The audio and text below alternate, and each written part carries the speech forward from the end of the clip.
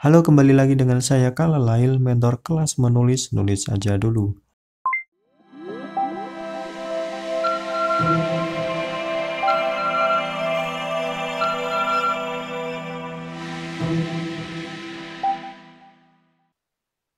Kali ini saya akan memberikan kritik dan saran untuk puisi peserta kelas menulis saya. Yuk langsung saja kita bedah puisinya. Ya, ini dia puisinya. Puisi ini ditulis oleh salah satu peserta dari kelas menulis saya. Sebelum saya memberikan kesan, mari kita baca terlebih dahulu. Judulnya Sajak Kecil Kamboja. Matamu air bagi bibit Kamboja yang dia tanam. Matamu deras, bunga-bunga nestapa telah bermekaran. Matamu kering, batang, tersisa batang, Kamboja ranggas. Ihya 2021.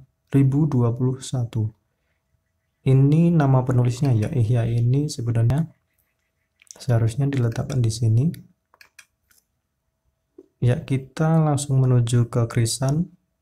Di sini saya sudah memberikan beberapa catatan untuk puisi ini. Ada 3 catatan dari saya. Yang pertama, kita coba tangkap dulu idenya dari satu bait ke bait yang lainnya. Di sini ada 3 bait, mari kita tangkap ide dari masing-masing bait dan keseluruhan dari 3 bait ini.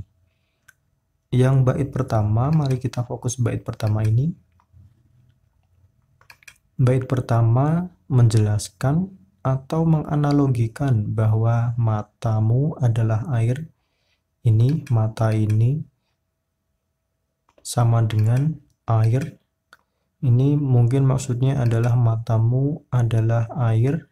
Jadi kita sepakati terlebih dahulu bahwa mata sama dengan air. Nah, air ini kalau di sini digambarkan bahwa air ini diperlukan oleh bibit Kamboja supaya hidup.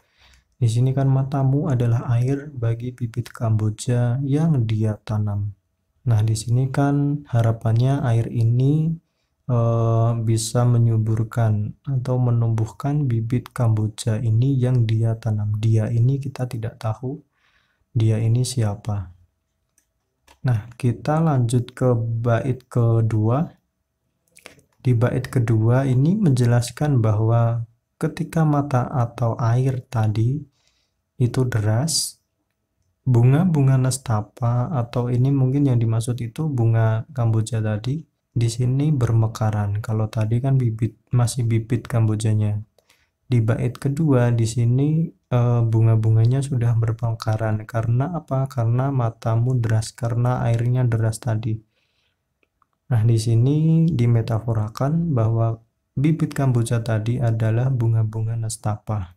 Nah, kita sepakati terlebih dahulu bahwa bunga Kamboja atau bunga nestapa ini kalau yang saya tangkap adalah makam. Kenapa? Karena bunga Kamboja itu identik dengan setting tempat pemakaman atau pekuburan. Di sini kita sepakati dulu bahwa bibit Kamboja, bunga Kamboja atau bunga-bunga nestapa ini adalah simbol dari makam atau perkuburan. Nah, kita lanjut terlebih dahulu ke bait ketiga. Di sini bait ketiga ini menjelaskan ketika mata atau air yang tadi itu kering, matamu kering ini, Kambojanya kering dan daun-daunnya ranggas. Batang ini yang dimaksud adalah Kamboja tadi dan Kambojanya ranggas. Apa yang ranggas? Daun-daunnya berguguran kering. Karena apa? Karena airnya kering, mata ini kering. Nah, kita coba tangkap ide keseluruhan dari 3 bait ini. Apa yang ingin disampaikan si penulis? Yuk kita tangkap bersama-sama. Kalau yang saya pahami, kalau yang saya tarik kesimpulannya dari 3 bait puisi ini, adalah mungkin mata ini, mata ini adalah seorang pelayat yang diharapkan datang ke pemakaman seseorang. Seseorang itu siapa? Ya ini, yang dia tanam tadi, yang dia ini. Nah, kenapa ini diharapkan si matamu ini diharapkan datang? Si pemilik mata ini atau si sumber air ini diharapkan datang ke pemakaman dia ini untuk merawat makamnya dia ini, sekaligus menjaga bunga kamboja. Mungkin bunganya ada di samping makamnya yang sudah ditanam oleh dia ini yang sudah meninggal ini, supaya bunga kambojanya tidak mati. Nah, analoginya apa? Metaforanya apa?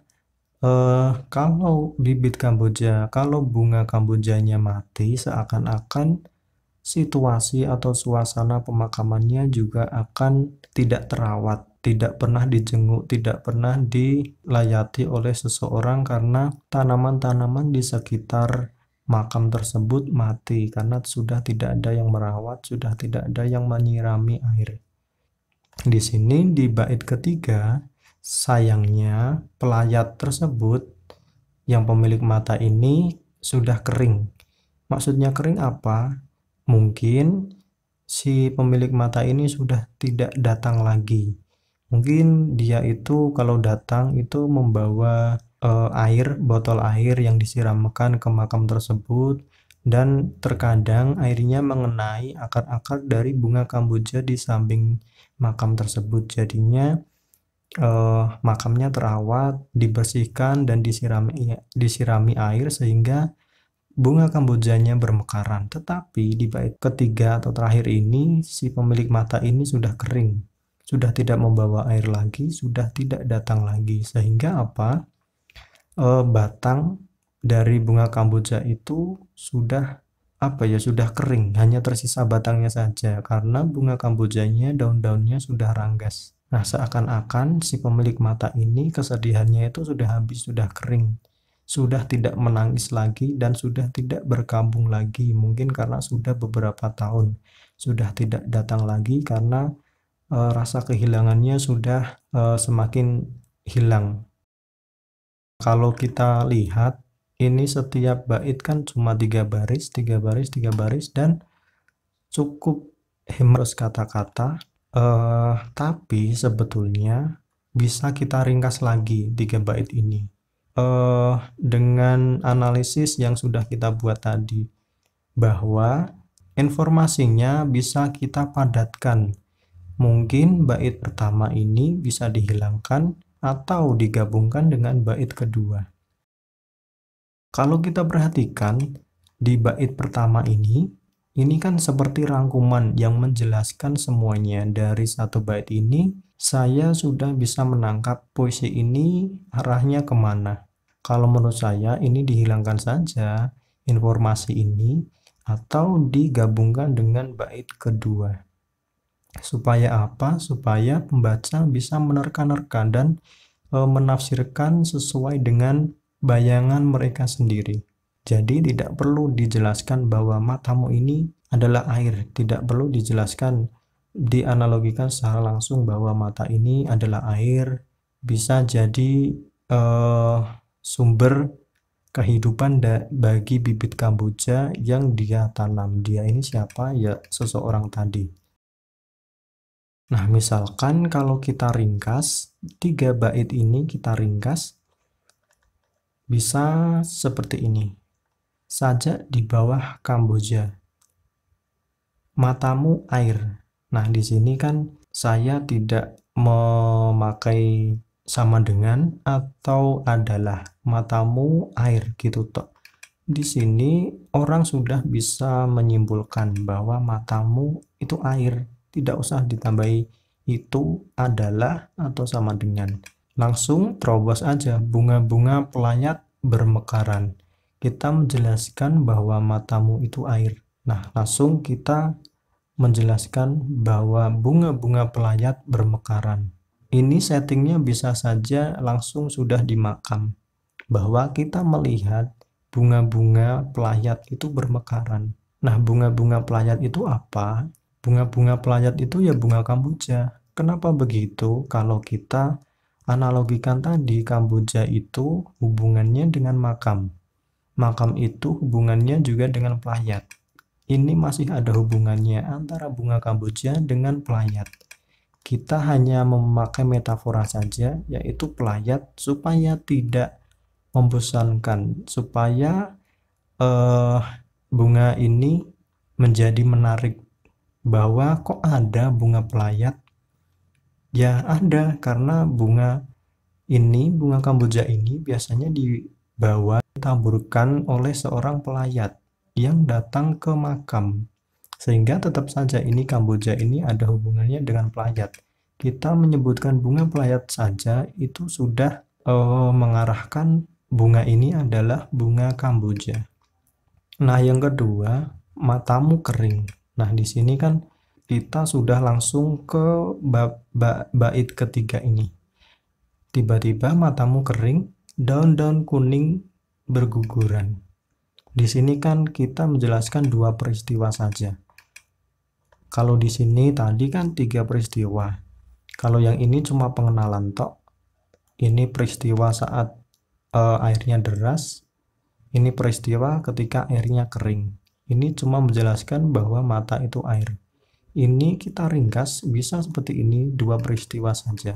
Bahwa matamu itu adalah air.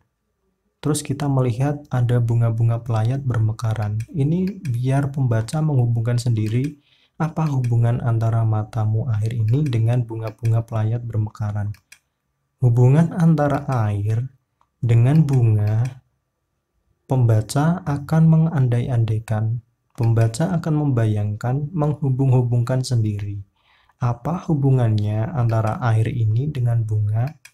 Pasti ada hubungannya, dan pembaca pasti punya penafsirannya sendiri-sendiri. Bahwa bisa jadi air ini adalah sumber kehidupan dari bunga-bunga ini. Kenapa? Karena bunganya bermekaran. Bisa jadi pelayat ini menangis dan air matanya jatuh ke tanah dan mengakibatkan pohon Kamboja itu bermekaran, tumbuh subur karena mata dari pelayat ini. Nah, ini adalah tugasnya pembaca untuk menafsirkannya sendiri berdasarkan pengalaman mereka masing-masing mengenai kejadian di pemakaman. Yang kedua ini, setelah peristiwa ini bahwa kita sudah menjelaskan bahwa matamu ini adalah air dan sudah kita menghadirkan bunga Kamboja tadi. Yang kedua ini tiba-tiba saja matamu kering, airnya kering maksudnya. Nah, daun-daun itu menjadi kuning. Ini daun-daun apa? Ya bunga-bunga ini, milik bunganya ini. Ini pasti ada hubungannya dengan ini, karena ada bunga, ada daun. Nah, daun-daunnya kuning. Kenapa kuning? Kuning itu menyimbolkan, biasanya itu bendera kematian itu kan ada yang hitam, putih, atau kuning. Kalau di tempat saya kuning. Nah, ini bisa saja kuning ini menyimbolkan sebuah kematian. Daun kuning berguguran. Daun itu kan bisa saja kuning kalau ketika daun itu sudah tua atau pohonnya tidak sehat dan daunnya mati. Daun kan jadi kuning, lalu berguguran. Berguguran itu maksudnya ya kematian ini. Dari sini kita sudah bisa menganalogikan kejadian yang ada di puisi tersebut bahwa ada orang meninggal, ada pelayat yang membawa air ini, ada bunga Kamboja yang bermekaran. 3 kata kunci atau 3 ide utama yaitu air yang dibawa oleh pelayat, bunga Kamboja, dan kematian. Selama metafora yang kita gunakan itu masuk akal dan jika dihubung-hubungkan itu masuk akal, bisa dilogika, jangan takut pembaca tidak paham. Pasti mereka akan menerka-nerka sendiri apa maksud dari daun kuning, apa maksud dari bunga pelayat, apa maksud dari air dari mata ini. Nah, itu biarkan pembaca yang menafsirkannya sendiri. Nah, dari sini kita dari 3 bait ini jika kita padatkan hasilnya seperti ini. Silahkan jika ingin di screenshot, ini perbaikan dari saya.